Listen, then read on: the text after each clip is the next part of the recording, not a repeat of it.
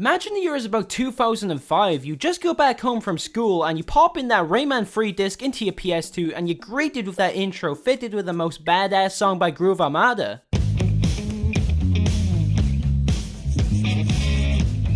Okay, that's about enough of that. I'm really not in the mood to get a copyright strike, boys, I'm sorry. But Rayman, and especially Rayman 3, hold a special place in my heart for many reasons. I think one of the major ones being that Rayman 1 was pretty much the first game I ever played. Which, thinking about it, my mum and dad must have been sadistic because this game was hard as fuck.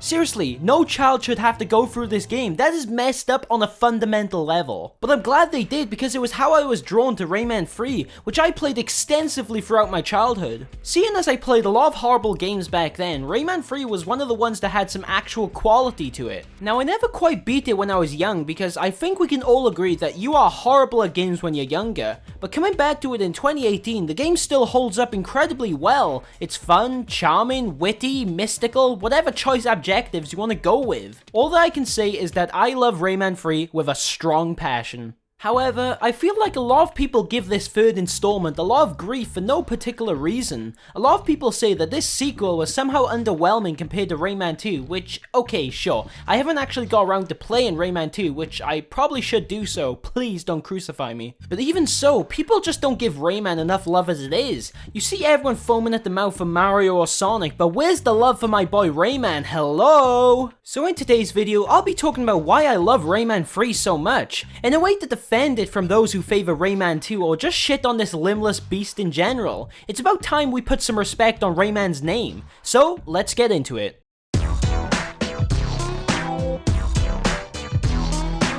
I think one of the things Rayman 3 does the best is changing the genre, being innovative, actually standing out from the crowd and having unique gameplay compared to a traditional 3D platformer. Whether you like or dislike Rayman, I don't think many can disagree that the actual core game can't really be compared to much else. It does stand out with how it goes about almost everything to do with the game. The main highlight of this game has to be the combat system, which the game totally focuses on.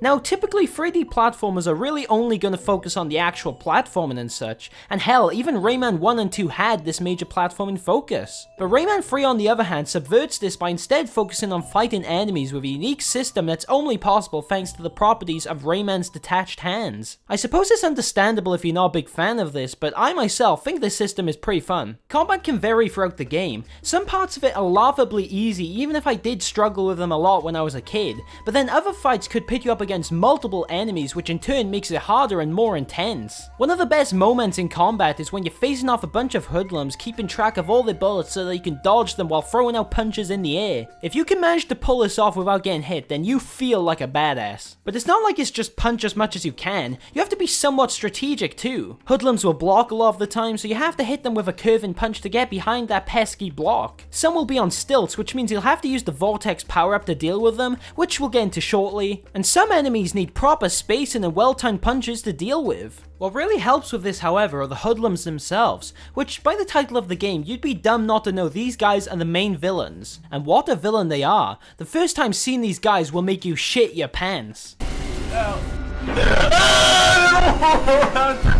But much like Mario or any other platforming game, there are variations of them. You have your standard hoodlum that just requires easy dodging with some curved punches, bombing hoodlums that keep your senses sharp of when you may be in a bomb's path. You have wizards that protect the other enemies with a spell, so to kill the rest of them you have to focus him first. There's flying guys, big tank guys, there are just so many types of hoodlums to duke it out with. But you also have the Kanaran in the desert section who are invincible. Now, if you thought the hoodlums were scary, then these guys are...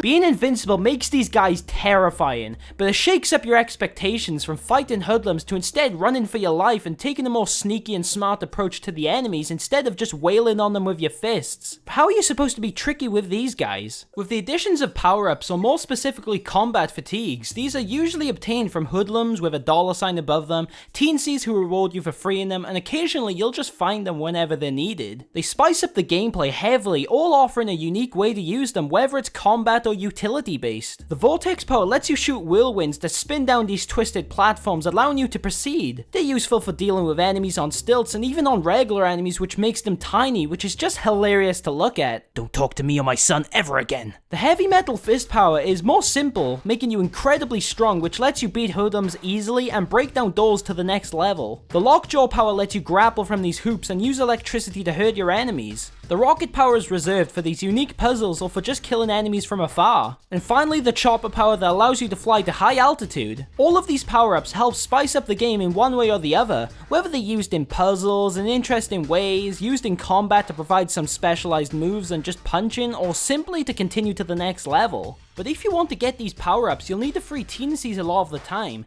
Teensies have been a staple for Rayman games ever since 2. They're great for a lot of reasons. For a start, they give you something to do during levels, working out ways to reach and free these big-nosed friends.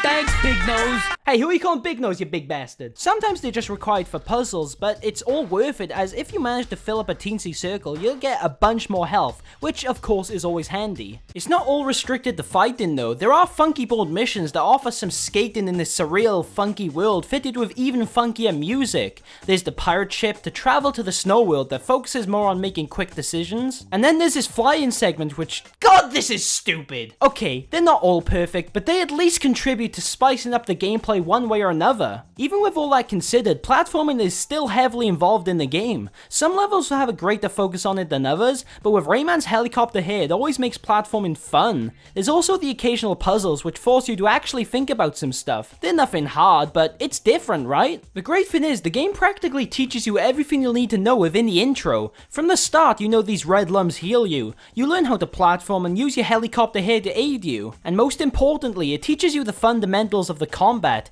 mainly how a lot of the time you'll need to do these curved punches, but it does it in such a fluid way that makes you understand it very easily. Rayman 3 isn't your traditional platformer. It offers a lot of different gameplay styles that all work together to make an extremely varied and unique experience that you won't get with a lot of other platform games. So we've established that the gameplay is amazing. So what about the story?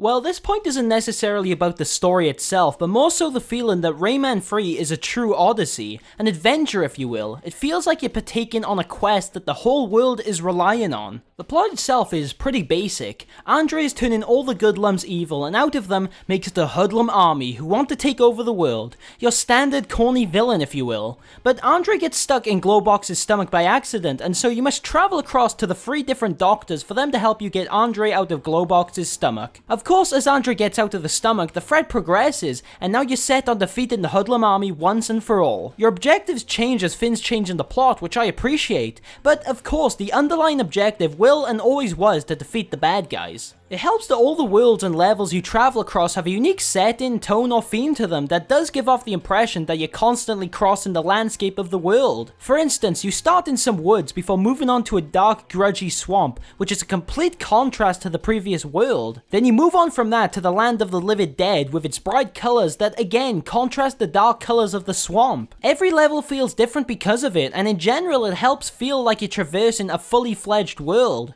Now, most games already do this. In Mario Odyssey, you've got a jungle world, a city world, a snow world. They're all very different in their own right. But what Rayman 3 does to make this feeling of an adventure even better is that you can change levels pretty fluidly. In Mario, you'll see World 2, or in Sonic, it will tell you what's coming up next. But here, it may show you a cutscene which vaguely tells you where you're going, but then you travel there, whether by funky board or boat or whatever, and boom, you're here. It doesn't need to tell you the world name or what stage number this is. It almost keeps an immersion this way and keeps it feeling very concise and flowing. Realistically, there aren't a huge amount of worlds you explore, although most do last a pretty long time. There are only about 9 different worlds, but because of how long each one typically is and how they flow together fluidly, it feels like you've traveled more than you actually have. And it does help that every world is a blast to play. The Hoodlum Woods offers a lot of fun combat, going up against these big Hoodlum outposts that slowly introduce you to the game. The Palace level that stops the combat to focus solely on platforming, giving a nice change of pace. And the Kanaran Desert that completely changes how you play the game. And above all else, each world has a sense of charm and tone.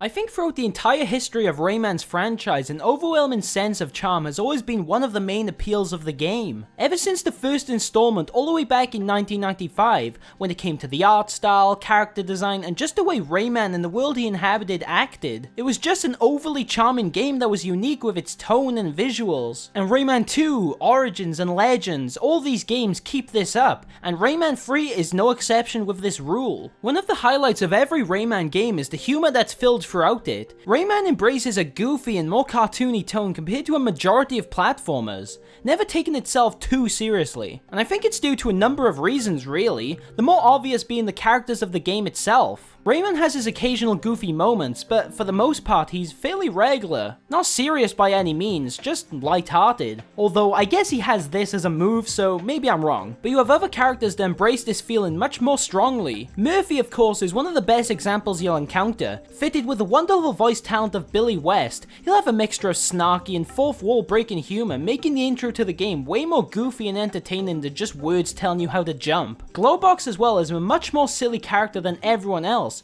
Even when Andre isn't in him, he's stupidly cartoony and genuinely funny at some parts, which in turn makes him easily lovable and again, charming. And this is just exemplified when Andre is stuck inside his stomach.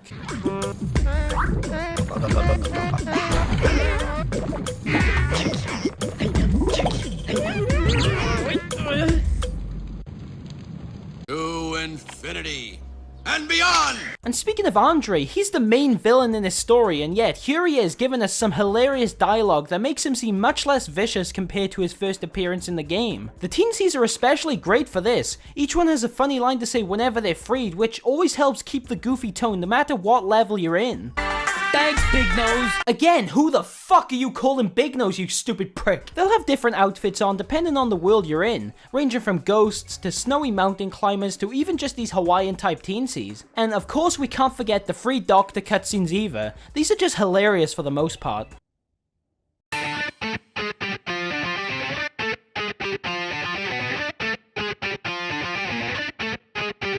I've already talked about the worlds, but yes, each one has their own appeal and charm to them. Whether it's the mystical and luscious forest, the wholesome and calm snow world, the terrifying and gritty Kanaran deserts, or even just the heart of the world itself. All these worlds have their own charm to go along with these equally charming characters, making them feel like they belong in this world as a result. Moving from the charming aspect for a moment, let's talk about tone. Tone is obviously important in a game. Games usually decide to fix themselves on one single tone. Mario has a playful and fun tone. Halo keeps a more serious tone to fit the narrative of the story. And Doom has a tone that's like... And while I agree, keeping the one tone helps the game feel concise and deliberate, I'd also argue having a mixture of tones is great for a multiple amount of reasons. In Rayman 3's case, I feel the tone is constantly changing, which helps each level feel different, enemies feel more intense, or a tone change can be a complete 180 from the already set tone. There are a wide variety of different tones that are explored through Rayman 3's playtime. The game starts off rather wholesome before, oh shit, the hoodlums are here, so it instantly becomes intense before dropping down again, quite literally back into a more relaxed and goofy tone, before suddenly, the hoodlums show up again and uh-oh, the heart of the world is fucking crumbling. This is intense, I better go see the kid. Oh. Okay, I guess we're back to the goofy shit, huh? The tone constantly swaps. In the Kanaran Desert, the game essentially turns into a horror game, leaving you powerless against these terrifying enemies. This gives more credibility to the feeling of an Odyssey, as each world will change in tone, or events that may happen may change the tone, such as how the Hoodlum Factory goes from a creepy tone to this sudden intense one when it starts to flood. Speaking of hoodlums along with charm and tone, while yes, the hoodlums may be intended to be scary at some points, it's not like they're completely one-dimensional either. Alright, just gotta get this rock over it. Wait, fuck, is this guy gonna start shooting me as well?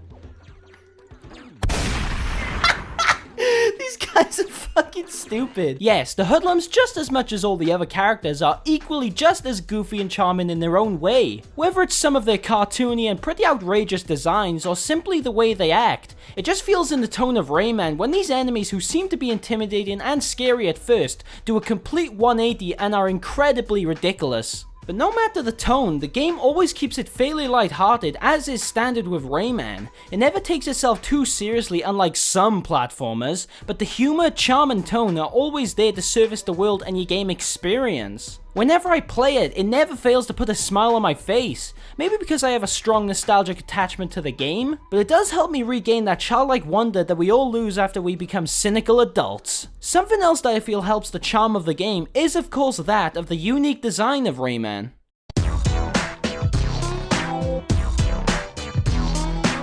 Design is important with every game, and for some reason I feel this is tenfold when it comes to 3D platformers. Think about it, would games like Mario or even Sonic be as memorable if they didn't have such great and unique design? Yeah, I kind of doubt they would be, so Rayman having a unique design is extremely beneficial for the game. And when I say unique, I truly do mean unique, because I don't think I can name many, if any, games that have a look like Rayman's, or in this specific case Rayman 3's. The worlds Rayman inhabits are abstract and surreal. They'll feature a ton of different shades of colors or even weird shapes and designs that you just won't see in many other places. Rayman games have always nailed this, from the silly design of its characters in Rayman 1 fitted with some of the most unique stages in 2D platforming. Seriously, who would have ever thought about making Bandland? It's just straight genius. The characters in Rayman 3 all have great design. Starting with Rayman, I just love this design of him. Seriously, in Rayman 1 and 2, he looked fine enough, but I always felt his hair made him look a bit stupid as it just looks like two big spaghetti strings. But in Rayman 3, it looks like actual hair, and pretty cool hair at that. And the change from making the fin around his neck a hood instead of a handkerchief sort of fin just makes him look way cooler. Just because of how much I love the look of him in this game, it just makes him so much fun to play as. Glowbox pretty much stayed the same from Rayman 2, but that's because his design was already pretty perfect. He has a big, lovable and goofy look that fits his personality completely. Murphy has that smug smile that sets him up to be a huge wise guy, which he totally is. And the teensies just look like these cute ass little dudes who are actually wise asses themselves. And of course the Kanarans look pretty terrifying themselves, not to mention incredibly unique. It's not just Rayman that's designed well, his power-ups just all look cool. Every time he equips them, he gets a different suit that changes the colors to the corresponding power-up. Each design makes some small changes to make him incredibly unique, and I just love how each one looks. Whether it's the heavy metal fists, Lockjaw's claw grabbers, the orange rockets, well, rockets, all of them look great. And Hoodlums themselves have incredible design, with default Hoodlums looking pretty intimidating, but then you have bombing Hoodlums who have a totally different outfit and shape, Wizard Hoodlums look slim, matching their weak defense capabilities, and of course the big enemies looking that way due to them being much stronger. All of the different outfits and styles of attacks just truly give the impression that the Hoodlums are a true army you shouldn't mess with. I've already mentioned how all the worlds contrast one another, making for each one to feel unique, but what I didn't mention was the boss designs. I just love all the boss fights in this game. Well, besides one, but that's about it. Seriously, some of these bosses have the most creatively brilliant designs I've seen in games. The first boss being a hoodlum controlling these huge stomping shoes that you get to control for a while after beating him. The wrecking ball that Razov swings to try and crush you. And one of my favorites being this huge mecha spider pumpkin. Which, seriously, how do you even come up with something like that? Fucking how? All in all, the design of Rayman 3 is perfectly abstract and amazing in its own unique way. I just love how everything looks when it comes to shape, color, assets, you name it. These worlds and characters just blend together to make a truly incredible looking game, even with its outdated graphics. However, Rayman 3 isn't perfect.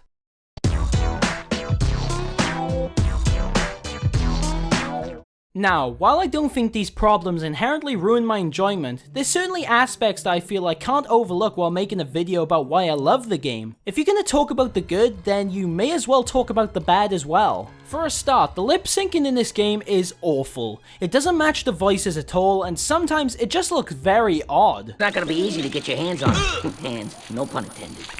But I can't blame Ubisoft too much for this, seeing as the game was initially made in French. So, who knows, maybe it's a bit hard to change the lip syncing altogether. The game itself is a little easier than I remember as well. Of course, as a kid this was hard as shit for me, but I'm sure we all know that games are way easier when you replay them as an adult. It's still a fun game, I just wish it had a bit more challenge, seeing as difficulty has been a staple for Rayman 1, Origins and Legends. The camera angles at some point can just fuck you up so badly, and it doesn't help when it won't allow you to lock onto your enemies properly. This could just be due to the limited technology at the time, but Come on, Mario 64 got this right years before this game came out. There's not much of an excuse. In their defense, it's only on a few select areas of the game, mainly tight spaces. There are some gimmicky and annoying parts of the game too. While I did say I appreciate variety, I also don't want bad variety. These plum, rock, whatever you want to call them puzzles, they just slow down the game incredibly so, making you slowly make your way over to the place you have to put it. It's a reference to Rayman 1, sure, which I appreciate, but at least in that game it was easy and quick to move it around. And this flying segment, while the shooting is fine enough, actually flying this thing just feels so horrible, I'm really not a fan of it. The final boss in itself is a bit underwhelming. It's good for the first two segments, but on the third and final segment, it just becomes this boring shipgun part which I find stupid. Why would you close the game off with this one gimmick we were only introduced to about 10 minutes ago? But the ending is satisfying enough with you walking up to Andrew and scaring him back into a Redlum, so I can forgive it.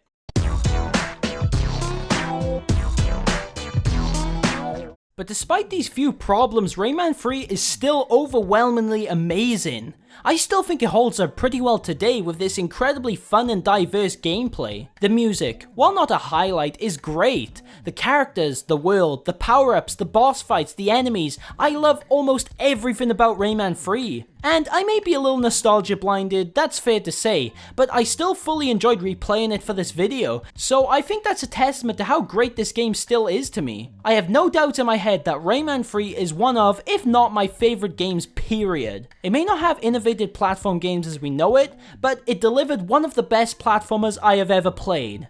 Now then, Ubisoft. Where the fuck is Rayman 4, huh? Where the fuck is it?